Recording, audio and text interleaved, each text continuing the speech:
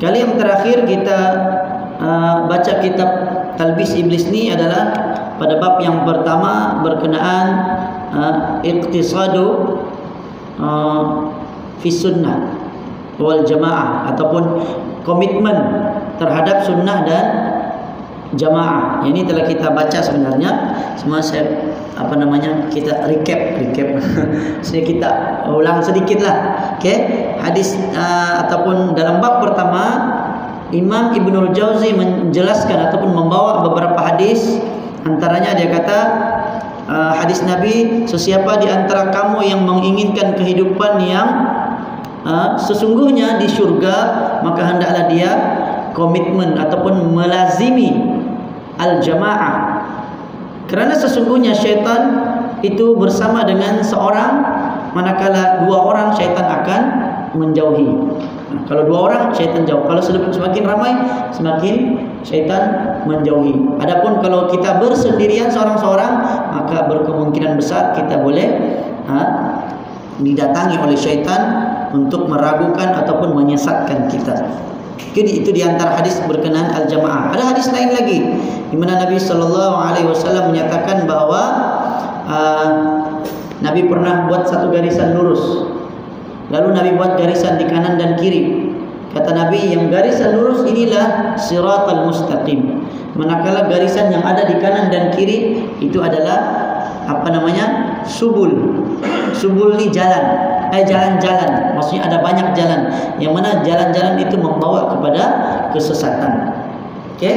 Jadi manakah jalan al-jamaah? Yang satu, yang kita selalu ulang-ulang dalam Al-Quran, ihdinas siratal mustaqim, tunjukilah kami jalan yang lurus, ataupun ihdina, betul lah, tunjukilah kami jalan yang lurus. Yang ini kita minta supaya ditunjukkan jalan yang benar. Jalan yang benar itulah jalan as-sunnah. Jalan yang benar yang lurus itulah al-jamaah. Okey, adapun yang di kanan dan kiri yang menyimpang, yang terkeluar dari al-jamaah, yang terkeluar dari as-sunnah, ataupun para ulama merangkumkan dalam satu rangkai kata ahli sunnah wal jamaah. Perkataan ahli sunnah wal jamaah mula-mula sekali diucapkan oleh Abdullah bin Abbas. Abdullah bin Abbas atau Abdullah bin Mas'ud, antara dua, saya pun terlupa. Okey, artinya sahabat Nabi sudah mula mengucapkan ahli sunnah wal jamaah. Dan tujuan disebutkan ahli sunnah wal jamaah untuk membezakan dengan orang-orang yang tidak mengikuti sunnah serta tidak melazimi al-jamaah. Okey. Kemudian apa lagi? Dalam hadis yang seterusnya dibawakan tentang umat Islam ini akan berpecah menjadi 73 golongan. 72 ke neraka, 1 ke syurga. Lalu Nabi pun ditanya, qalu man hiya ya Rasulullah? Qala ma ana alaihi wa ashabi. Siapakah dia ya Rasulullah yang menuju ke syurga? Maka Nabi pun jawab, ma ana alaihi wa ashabi, yaitu apa-apa yang aku dan sahabatku berada di atasnya.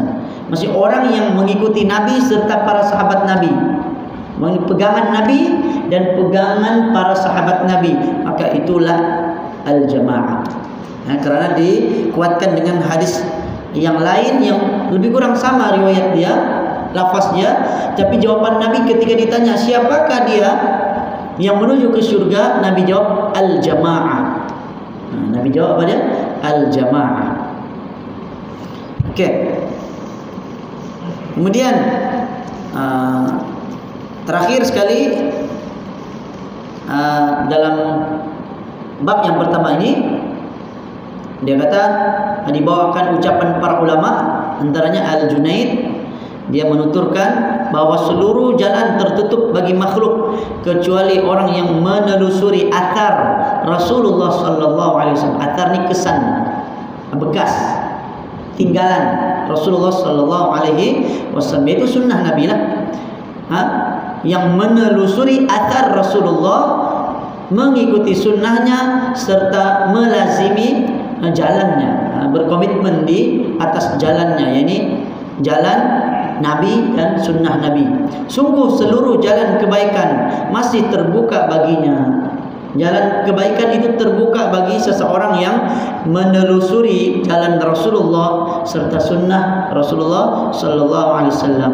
Demikian seperti firman Allah, laqad kana lakum fihim uswatun hasanah.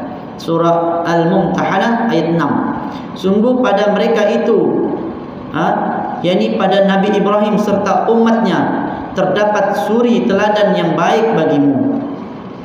Ada ayat yang lain lagi yang dituju pada Rasulullah. Laqad kana lakum fi Rasulillahi uswatun hasanah. Ayat yang lain Allah mengatakan bahwa sesungguhnya telah ada pada diri Rasulullah itu suri teladan yang paling baik untuk kita ikuti. Maksud untuk kita teladani, contohnya. Okey? Jadi itulah pada bab yang pertama ni Al-Imam Ibnul Jauzi menerangkan tentang kepentingan untuk melazimi atau mengikuti sunnah serta mengikuti al-jamaah. Dia saling berkaitan. Bila sebut ahli sunnah, sebenarnya sudah termasuk ahli sunnah wal jamaah. Ataupun ahli jamaah pun sama juga maksudnya ahli sunnah wal jamaah. Cuma ada perincian lah. Kalau kita buka kitab akidah ulama, dia perincikan kalau ahli sunnah saja sebenarnya dia merujuk kepada yang disandarkan kepada Nabi, sunnah-sunnah Nabi. Adapun bila disebut al-jamaah, kenapa al-jamaah? Bukankah sunnah Nabi sudah memadai? Ternyata rupanya ada juga sebenarnya sunnah-sunnah yang mana ianya diiktiraf sebagai sunnah, tetapi tidak ada pada zaman Nabi. Okey, disebut al-jamaah kerana al-jamaah ni merujuk kepada jamaah para sahabat Nabi. Ketika mana para sahabat Nabi mereka berhimpun di atas satu pandangan, maka ianya adalah hujjah. Hadis Nabi menyebut, sabda Rasulullah sallallahu alaihi wasallam, "Innallaha la yajma'u hadhihi al-ummah 'ala ad-dhalalah." Sesungguhnya Allah tidak akan menghimpunkan umat ini di atas kesesatan. Maksud umat itu siapa dia? Para sahabat Nabi. Okey. Ketika mana para sahabat Nabi mereka berhimpun ataupun mereka semua sepakat, maka ianya hujjah. Sebab itu kita dalam mazhab Syafi'i sumber yang disepakati ada 4. Pertama Al-Quran, yang kedua As-Sunnah, yang ketiga ijma'. Ijma' ni apa? Kesepakatan. Yang keempat barulah qiyas. Kalau tidak ada Quran, dilihat pada sunnah. Kalau tidak ada di dalam as-sunnah, dilihat pada ijma'. Kalau tidak ada pada ijma', barulah kaidah terakhir, qiyas. Okey? Jadi kaidah yang terakhir adalah qiyas. Qiyas itu pun bukan qiyas semata-mata qiyas saja. Dia dikiaskan kepada Quran dan sunnah juga. Kalau misalnya ada persamaan dari sudut illat, illah ni maksudnya sebab kenapa dia haram. Kan, contoh dadah memabukkan, kan, tiada dalil tentang dadah, tapi arak ada. Tapi sebab arak kenapa dia diharamkan? Sebab muskirin. Kullu muskirin haram. Setiap yang memabukkan adalah haram. Jadi sebabnya kerana memabukkan. Jadi selain arak ada juga perkara-perkara ataupun lain-lain, benda-benda lain yang boleh memabukkan, maka para ulama qiyaskannya sehingga ianya juga dihukumkan sebagai haram. Okey. Okey, kita masuk bab yang kedua. Kecaman terhadap bid'ah serta pelakunya, yakni lawan kepada sunnah. Sunnah tadi iaitu sunnah Nabi lah. Sunnah Nabi yang paling besar sekali apa dia? Sunnah Nabi yang paling besar sekali adalah akidah. Akidah Nabi. Okey?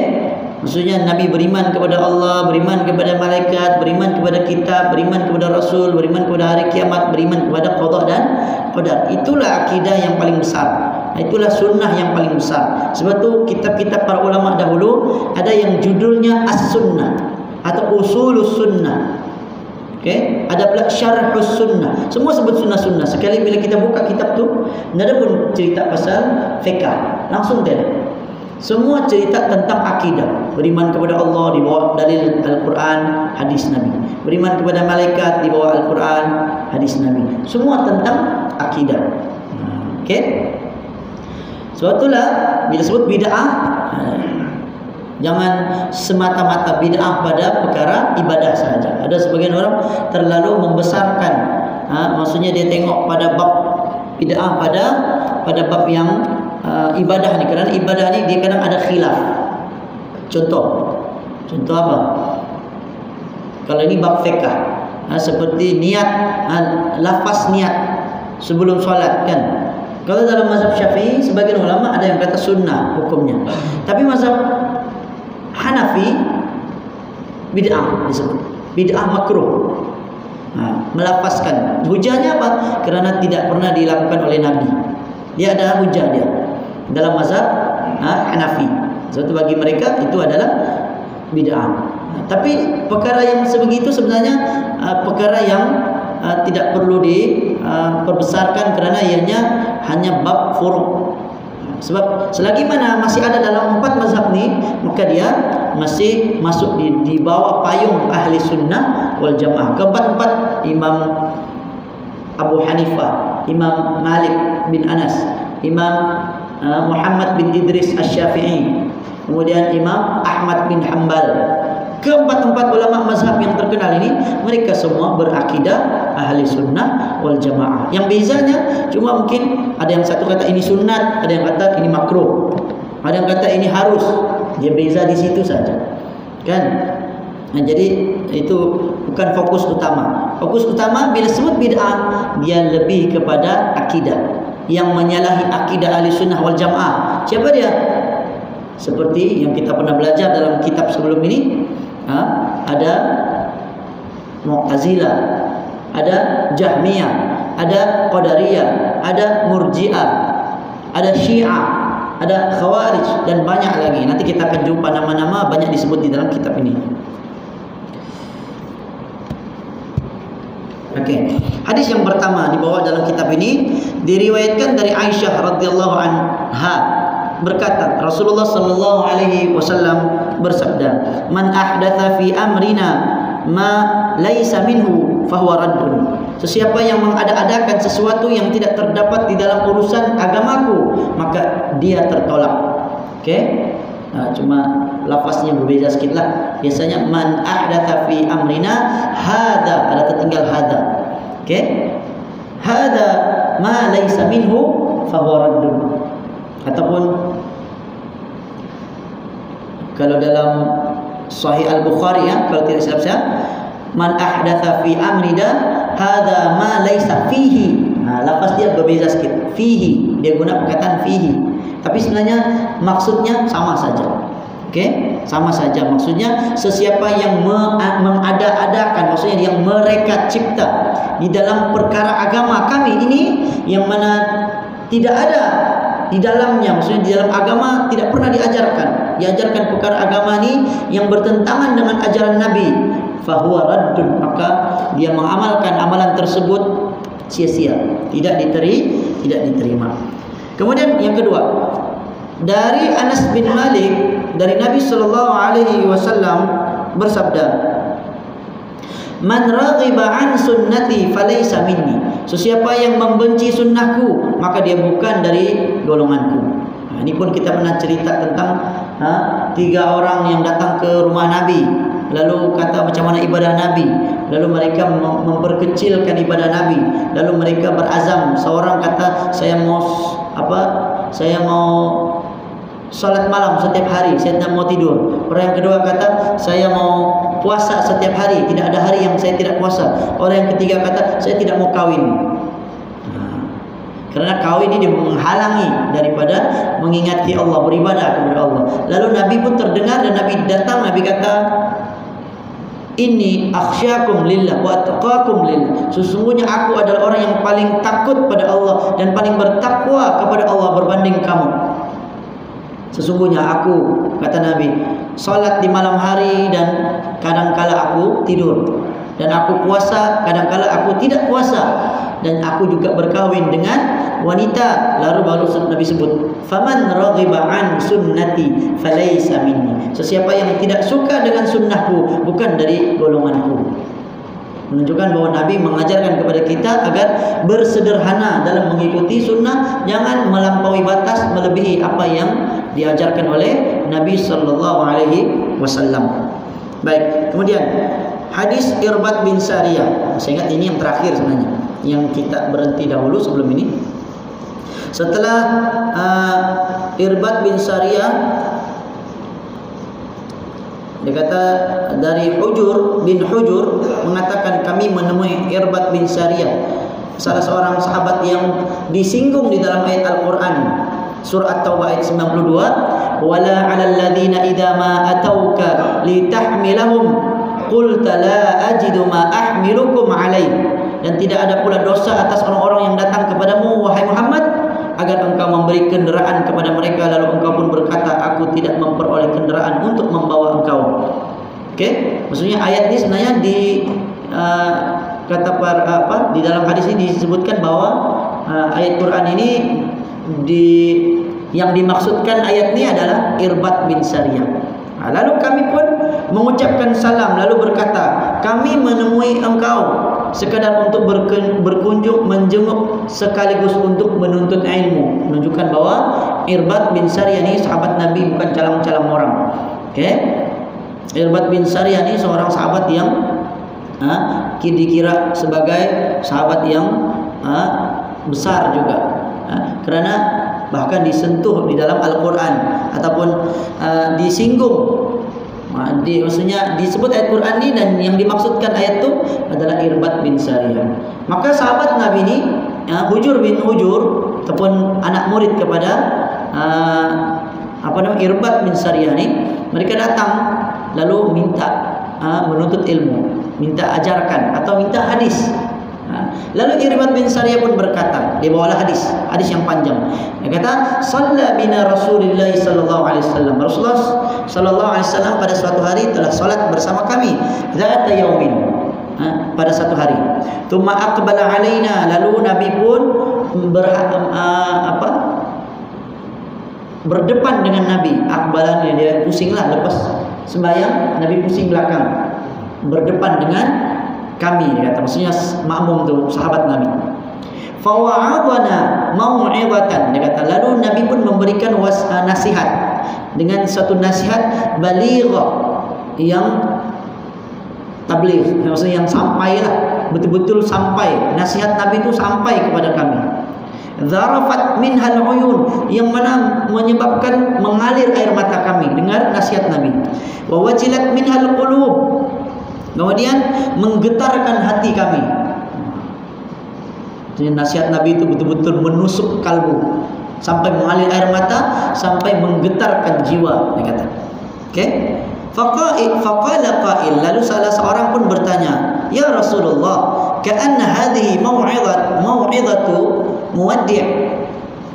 Wahai Rasulullah, seolah-olah ini adalah nasihat yang terakhir.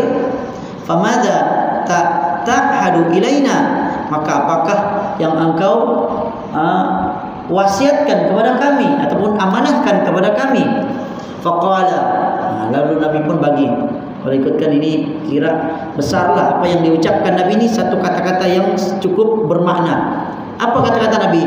Usikum bitaqwallah, aku berwasiat kepada kamu agar bertakwa kepada Allah. Was-sam'i wat-ta'ah, hendaklah kamu taat dan juga mendengar dan juga taat. Fa in 'abdan habasyian, sekalipun seorang hamba Habsyi kena dengar dan taat. Maksudnya apa? Dalam hadis ini ada lafaz-lafaz yang lain yang menerangkan maksud hadis ini. Sekiranya yang memimpin kamu, yang menjadi pemimpin kamu, menjadi khalifah bagi kamu adalah seorang hamba, seorang yang berasal dari hamba Habsyi. Habsyi ini hamba yang dari Afrika yang berkulit hitam, kan? Habsyi ini Habsyah dari Ethiopia di Afrika Selatan. Okey. Jadi sekalipun yang memimpin kamu seorang hamba yang berkulit hitam, kata Nabi, kena dengar dan kena taat. Ini masuk dalam prinsip akidah Ahlussunnah wal Jamaah, bab tentang mentaati pemimpin. Cuma bukanlah bermaksud taat membabi buta, taat sepenuhnya walaupun yang melanggari perintah Allah dan Rasul, tidak. Sebab ada hadis yang lain yang menjelaskan innamat ta'ah lima'rufin. Sesungguhnya taat itu hanya pada perkara yang baik. Ketaatan kepada pemimpin hanya pada perkara yang ma'ruf, perkara yang tidak bertentangan dengan perintah Allah dan Rasul. Itu ada diterangkan juga dalam surah An-Nisa ayat 159. Dia kata, ya ayyuhalladzina amanu athi'ullaha wa athi'ur rasul wa ulil amri minkum. Wahai orang-orang yang beriman, taatlah kamu kepada Allah, taatlah kamu kepada Rasul dan ulil amri. Ulil amri orang yang memegang kuasa di kalangan kamu, yakni pemimpin. Okey, kita sambung lagi hadis ini. Fa innahu, kerana sesungguhnya setelah Nabi kata bertakwa, dengar, sekalipun yang memimpin adalah hamba yang berkulit hitam. Fa innahu, kerana sesungguhnya man ya'ish minkum, sesiapa yang hidup dari kalangan kamu, ba'di, setelahku, maksudnya setelah Nabi tiada, siapa yang masih hidup lagi setelah aku tiada, kata Nabi, fasayara ikhtilafan katsira, maka dia akan melihat ikhtilaf, perselisihan yang sangat banyak. Sekarang pun kita boleh nampak perselisihan, kan? Tapi apa nasihat Nabi? Fa'alaikum bisunnati, hendaklah kamu berpegang teguh dengan sunnahku, wa sunnatil khulafa'ir rasyidin, dan sunnah para khalifah ar-rasyidin. Jadi tengok, Nabi sebut sunnah Nabi kena pegang. Yang kedua, sunnah khalifah ar-rasyidin. Siapa khalifah ar-rasyidin? Para ulama, jumhur ulama kata khalifah ar-rasyidin adalah 4, yaitu Abu Bakar, Umar, Uthman dan Ali. Abu Bakar As-Siddiq, Umar bin Al-Khattab, Uthman bin Affan, Ali bin Abi Talib. Keempat-empat khalifah ni termasuk dalam khalifah ataupun khulafa ar-rasyidin. Ini khalifah yang mendapat petunjuk. Khalifah yang mendapat petunjuk, atau Nabi istilahkan sebagai khalifah kenabian, yang mengikuti petunjuk Nabi. Okey. Setelah 4 ni, ataupun sebenarnya ada sebagian ulama memasukkan Sayyidina Ali ini termasuk juga anak dia, yaitu Hasan. Hasan pun pernah menggantikan tempat Sayyidina Ali, sehingga bila dicampurkan cukup 30 tahun. Okey. Tampuk pemerintahan mereka ni 30 tahun, ataupun kurang lebih 29 tahun 6 bulan kan, kalau tidak silap saya. Jadi biasanya para ulama dahulu mereka genapkan 29 halang-halang 30. Kerana Nabi sebut khalifah nubuah itu adalah selama 30 tahun, kemudian akan ada raja-raja. Nabi sudah sebut, itu sudah ada dalam ramalan Nabi, dan ianya berlaku, benar-benar berlaku. Khalifah Nabi itu 30 tahun. Selepas itu bermulalah raja-raja. Ini bermula dengan Muawiyah. Bermula Daulah Umayyah. Dia jadi raja. Nanti Muawiyah lepas itu diganti dengan anaknya, cucunya. Dia jadi yang boleh ganti tempat pemerintahan hanya keturunannya sahaja. Daulah Umayyah. Lepas Daulah Umayyah ini digulingkan, bertukar menjadi Daulah Abbasiyah. Panjanglah tempoh Daulah Abbasiyah, sampai zaman Mongol, kan. Kemudian digulingkan lagi yang terakhir, Daulah Uthmaniyah, yang mana kebanyakan para pemikir ataupun sebagian ulama mengatakan ianya jatuh pada tahun 1924 Masihi. Okey, masa itulah berakhirnya khilafah Uthmaniyah. Dan Malaysia dulu pernah masuk dalam Uthmaniyah lah, maksudnya tanah Melayu ni, yang mungkin ikut sajalah. Walaupun sebenarnya yang betul-betul pure raja-raja ni hanya pada zaman Umayyah. Okey, bila masuk Abbasiyah, dia macam ada, mungkin ada khalifah dia, ada satu khalifah, lepas tu ada juga pemimpin-pemimpin lain, dia berbagi-bagi sudah. Semakin lama semakin banyak. Sekarang negara-negara masing-masing ada pemimpin masing-masing. Okey. Okey, kita masuk pada hadis Nabi. Kata Nabi, tamassaku biha, berpegang teguh kamu dengannya, wa'addu 'alaiha bin nawajid, gigitlah ia dengan geraham kamu. Tahu geraham? Gigi geraham. Nabi suruh gigit. Kenapa? Sebab gigi geraham adalah gigi yang paling kuat. Nabi suruh pegang erat. Apa dia? Sunnahku dan sunnah para khalifah ar-rasyidin. Pegang betul-betul. Okey, Nabi perintahkan. Wa iyyakum wa muhdatsatil umur, dan hati-hati kamu, berjaga-jaga kamu daripada perkara yang muhdath, perkara yang baru. Perkara yang baru. Maksudnya apa? Perkara yang baru dalam agama. Rekaan dalam agama, akidah-akidah baru yang mula bermunculan. Pada zaman Nabi sudah ada seorang Abdullah siapa namanya? Dzul Khuwaisirah. Dari dia ni munculnya kelompok Khawarij. Pada zaman Sayyidina Utsman yang membunuh Sayyidina Utsman, mereka adalah kelompok-kelompok yang mengangkat Sayyidina Ali. Mereka terfitnah oleh fitnah Abdullah bin Sabah. Abdullah bin Sabah kata Sayyidina Ali yang sepatutnya menggantikan Rasulullah selepas Rasulullah wafat. Itu fitnah. Padahal ulama sepakat sebelum tu, para sahabat semua sepakat Abu Bakar adalah khalifah, Umar adalah khalifah, Utsman adalah khalifah. Akhirnya masa zaman Utsman ni fitnah tu bermunculan. Akhirnya para pemberontak mereka berhimpun di rumah Sayyidina Utsman di Madinah ketika para sahabat yang lain sedang melakukan haji. Mereka himpun tidak silap saya 40 hari, sebulan lebih. Bila mana mereka ketahui ada tentera dari Mekah sedang datang untuk untuk berperang dengan mereka ni, para pemberontak, akhirnya mereka meluru masuk ke dalam rumah Sayyidina Utsman, mereka bunuh Sayyidina Utsman. Lalu mereka pun paksa Sayyidina Ali. Sayyidina Ali pada awalnya tidak mau. Dia tidak mau jadi khalifah. Tapi oleh kerana dia pun ingin menuntut bela atas kematian Sayyidina Utsman, dia punya idea, dia yang datang ketika itu, dia kata, saya terima dahulu jawatan dan saya ingin mencari menuntut bela kematian Sayyidina Utsman. Ternyata bukan senang. Bila dia sudah jadi khalifah, apa terjadi? Susah untuk dia cari. Sebab yang berkumpul di depan rumah Sayyidina Utsman itu sangat ramai. Ada sebagian yang mungkin terfitnah, ada yang ikut-ikut, ada yang dah tahu. Bayangkanlah zaman tu bukan ada WhatsApp, telefon pun tiada. Dia hanya dari mulut ke mulut gitu-gitu saja. Akhirnya apa berlaku? Pada zaman Sayyidina Ali berperang lagi. Ali lawan Aisyah, perang Jamal. Lepas tu Ali lawan Muawiyah, perang Siffin. Sampai berperang. Dan peperangan antara sahabat ni sebenarnya sudah disebut oleh Rasulullah di masa hayat Nabi. Nabi kata akan berlaku di akhir zaman nanti, maksudnya selepas Nabi wafat nanti akan berlaku dua kelompok umat Islam yang besar saling berperang antara satu sama lain. Nabi sudah sebut. Kemudian nanti dua kelompok yang besar ini nanti akan didamaikan oleh cucuku, kata Nabi, yaitu Hasan. Sebab di akhir Hasan punya pemerintahan, dia pun merasakan tidak enak. Dia jadi khalifah, tapi Muawiyah pun khalifah juga di Syam. Di Kufah Hasan. Akhirnya Hasan pun meletak jawatan. Maka disitulah berlakunya tahun persatuan umat Islam. Barulah Muawiyah menjadi khalifah. Khalifah kembali menjadi satu.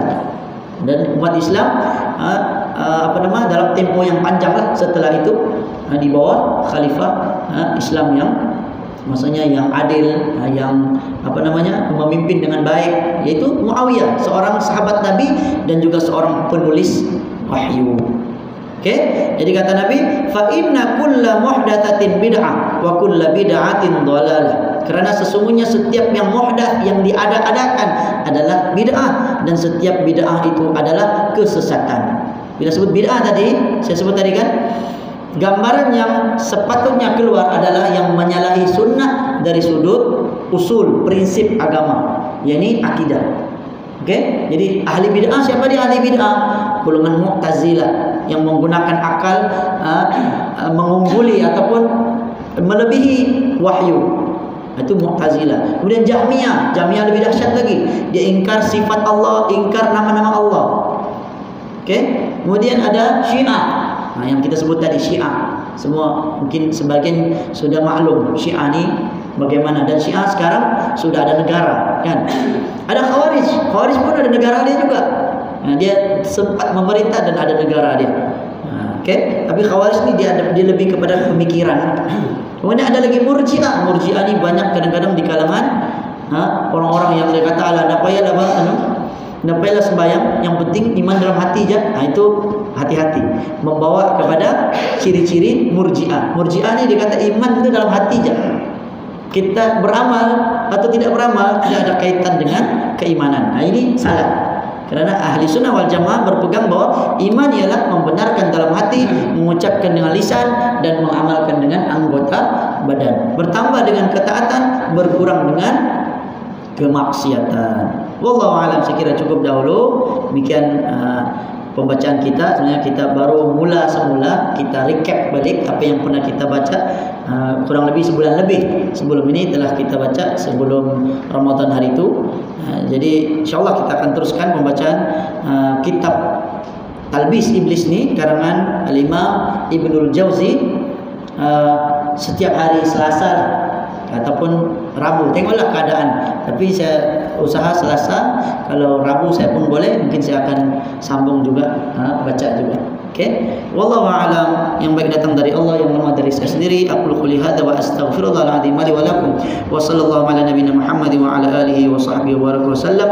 Subhanakallahumma bihamdika asyhadu an la ilaha illa anta astaghfiruka wa atubu ilaik. Assalamualaikum warahmatullahi wabarakatuh.